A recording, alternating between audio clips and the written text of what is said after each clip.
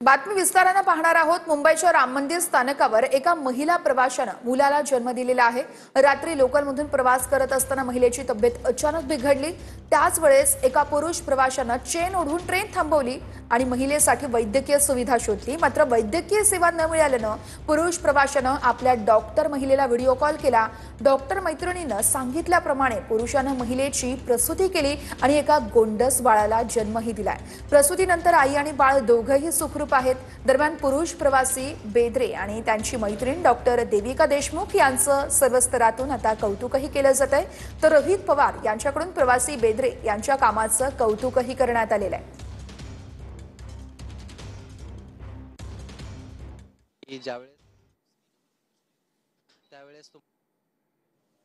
तुम्हाला जर ती दिसली, जर तुम्ही माणूस या नात्याने जर का त्या गोष्टीमध्ये नाही उतरलात तर त्याला माणूस म्हणण्यामध्ये काही अर्थ नाही आहे।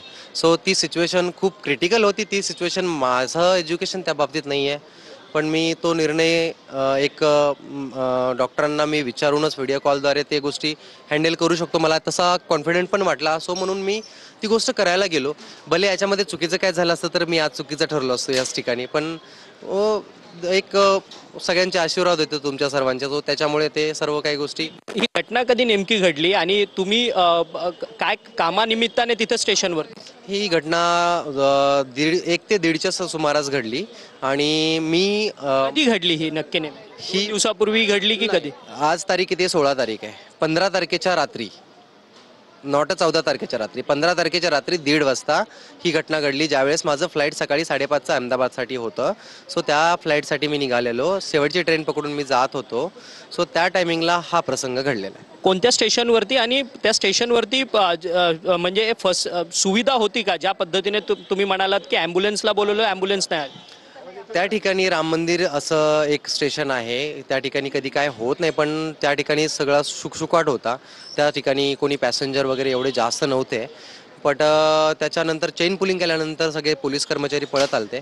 सो त्याच्यानंतर पोलीस कर्मचाऱ्यांना ती रियालिटी समजल्यानंतर ते बऱ्यापैकी तिथेच होते, पण असं झालं की ते सुद्धा प्रयत्न करत होते ॲम्ब्युलन्सला, पण रात्रीचा टाईम आणि कोणतीही ॲम्ब्युलन्स, त्या राम मंदिरचं सेक्शन असं आहे की म्हणजे पूर्ण फिरून वगैरे यावं लागतं त्या ठिकाणी, तो रोड वगैरे काही समजत नाहीत लवकर, तो त्या निमित्तानं सुद्धा ॲम्ब्युलन्स येऊ शकली नसेल, असं पण असू शकतं। मी त्या सिच्युएशनमध्ये नव्हतोच ॲक्च्युली, मी त्या फक्त बाळाकडे आणि आईकडे ती गोष्ट करण्यामध्ये लक्ष होतं। परंतु उदरातून ज्यावेळेस बाळ बाहेर आलं आईच्या पोटातून, त्यावेळेस नाळ जी आहे ती म्हणजे कापणं अत्यंत हे महत्त्वाचं असतं आणि ते तुम्ही काम केलं। खरं तर एखाद्या एक्सपर्ट डॉक्टर शिवाय ते शक्य नसतं आणि ते कशा पद्धतीने तुम्ही केलं आणि कोणत्या डॉक्टर तुम्हाला साथ दिली?